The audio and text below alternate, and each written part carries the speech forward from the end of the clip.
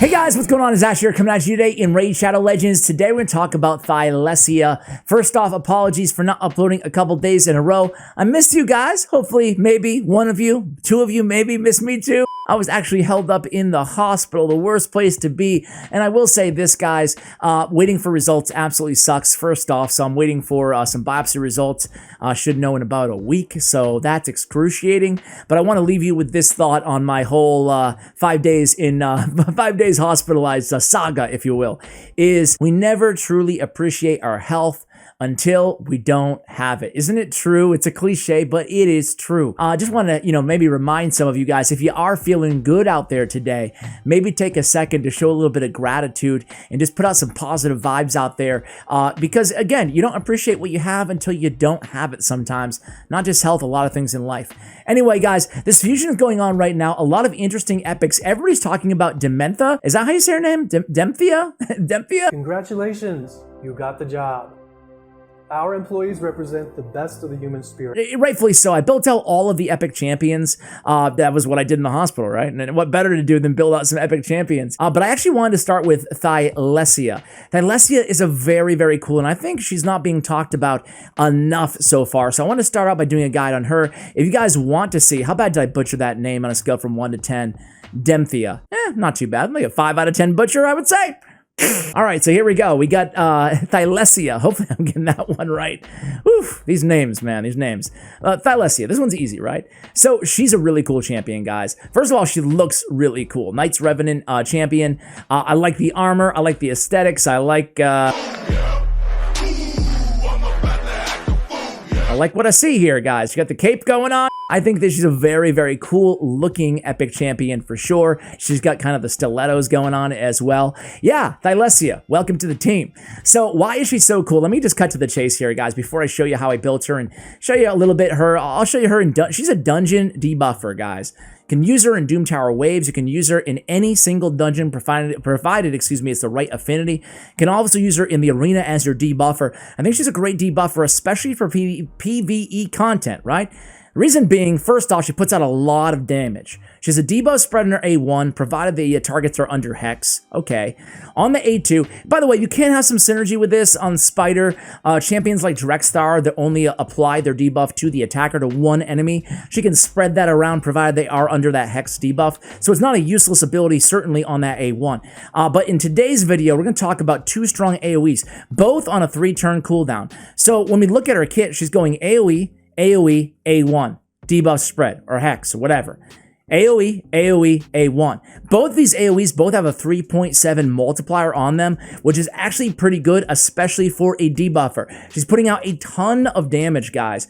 But that's not the only reason I like her. She's actually one of the only enemies in the game, or enemies. Man, where's my head at? Take a few days off and where's your brain, Ash? She's only one of the only champions in the game that you can actually, just by her alone, no other champions on the team, you can get decreased defense. She is a decreased defense debuffer for 2 turns on a 3-turn cooldown, but you can get it up all the time on all the enemies. And that's why I think that people aren't talking about her enough, right? She's very unique in that regard. Not only is she putting out a lot of damage, but here we have a places a decreased defense for 2 turns, which I love the places a decreased defense versus, predicated on critical hits.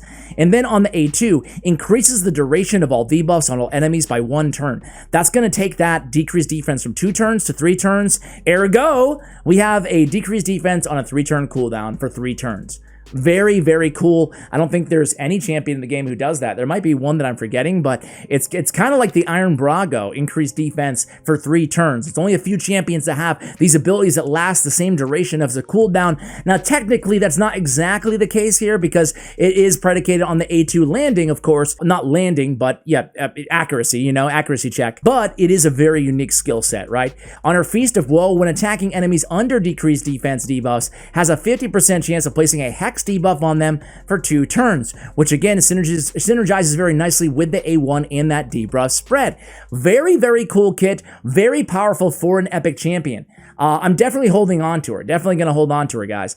For Masteries, I went with you really can't go wrong, right, with War Master or with Helm Smasher, but I figure I'm going to be using her more on waves, right, against Doom Tower waves, against, she's going to be Ice Golem, Fire Knight, anywhere, right? So I want her to do more damage against champions versus bosses. Same with Helm Smasher, also for the arena versus War Master. If I was just going to be using her as a debuffer against bosses, have that decreased defense up for 3 turns again, then in that case, I would go War Master. Now, you definitely want to pick up Sniper on her. You will have extra 5% chance to apply that debuff spread on her A1 and apply the Hex on her passive up to 55%. So Sniper is a must-have on this champion, and Master Hexer, decrease the duration. Heck, why not have it for 4 turns, right?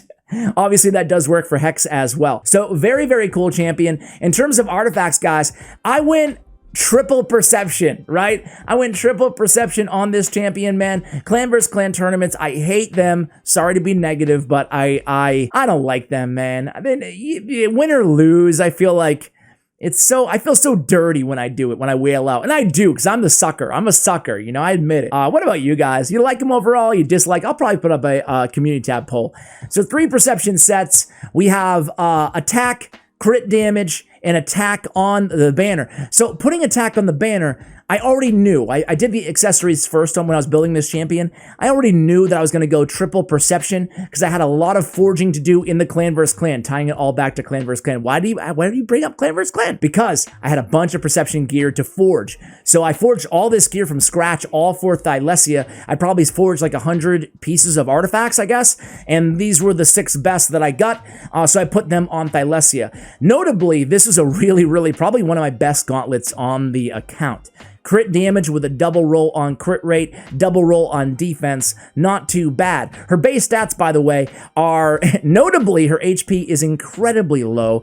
That is a flaw, the proverbial scarlet letter in her entire build here, I guess, portfolio. Attack is decent high, and defense is decent as well. I'd say average at 1K. Her speed is also pretty good at 97 base speed. So again, go accuracy on that banner. You want her to apply those debuffs, the Hex, the debuff spread, the increased duration of debuffs, all of that, again, is checked off of your accuracy. So make sure you're building a lot of accuracy on this champion. The only reason I didn't put accuracy on the banner is because I knew I had 3 perception sets to put on her. So nothing wrong with going perception on the banner. Attack percentage on the chest, kind of a crappy chest. It's the best one that I was able to forge.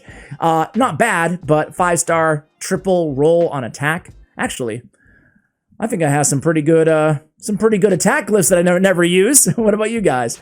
All right. Actually, I haven't even glyphed out the accuracy there either. Let me do that. There we go. Optimized. Speed on the boots. And in terms of substats, we're looking for, I mean, look at her HP. It's so low.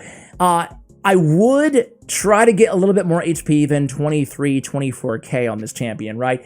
I'm running her with a reviver on all the teams that we're going to be seeing, all the teams that I'm going to be using her on, so that's why I think I can get away with it.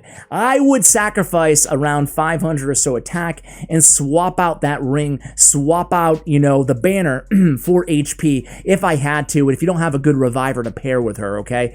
Speed is going to be a necessity on this champion. I have 88 crit rate. Obviously, you really want to build your champions up to 100% crit rate, but I am running her personally on some teams with Bad Alcazar on the lead, and he does have a crit rate aura. A little cheat move that I do on my account is sometimes I'll build, if I know I'm going to be building a champion for a specific team, I would build them purposely with lower crit rate, only because they're going to be on that crit rate lead team, okay? For that reason, 88%. Otherwise, I would want to swap out some artifacts, make some sacrifices in other categories, and get it up to 100%.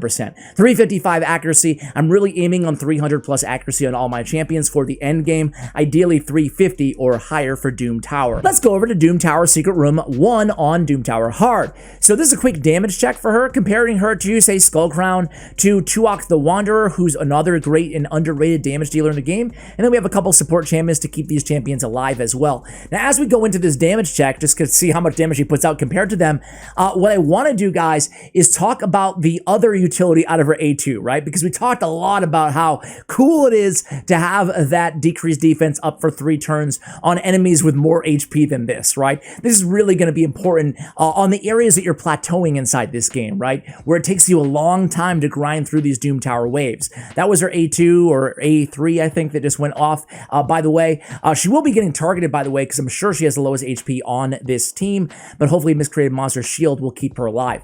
But going back to my point, that A2 is beautiful for every other debuff on the enemy team, right?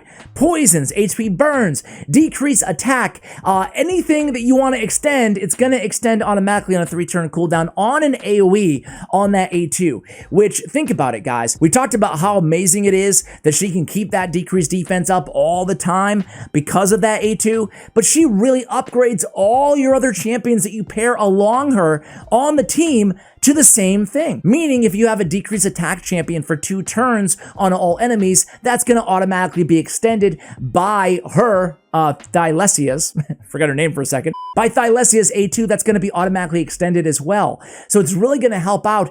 It doesn't show up on the stat sheet, is guess what I'm trying to say here. So let's see this damage check here, guys. Maneater unfortunately did put his unkillable up. She is, oh god, this is annoying. Maneater, you're so annoying. There's nothing worse than, what is it, High Elves faction crypt? You guys know what I'm talking about? Oh man, what is it? Is it Paragon, man? You ever go, like, put your phone down or something, and you go back to it, and it's like a half an hour later and you're still stuck on Paragon? She puts out more damage than Tuok and Skullcrown. And again, Tuok and Skullcrown are also decked out in god tier artifacts, guys. So, I mean, what else do you want from a champion? She's pretty special, guys. Let's try her out in the arena. I could show you her in every single dungeon in the game because you can use her in every single dungeon in the game. But I figure, you know, do you need to see her? She's a debuffer that's doing a lot of damage and extending the duration of the debuffs as well. Look at the way that I move, swear, disrespectful and I'm rude, okay? Let me go to the arena. Just try her out as kind of a nuker slash debuffer instead of Madame Ceres on this squad. Let me go ahead and change this team setup here. Let's go by recently used first. Let's slot her in here. I like having a force affinity kind of, look at this, Genbo and Thylessia on the same team. What?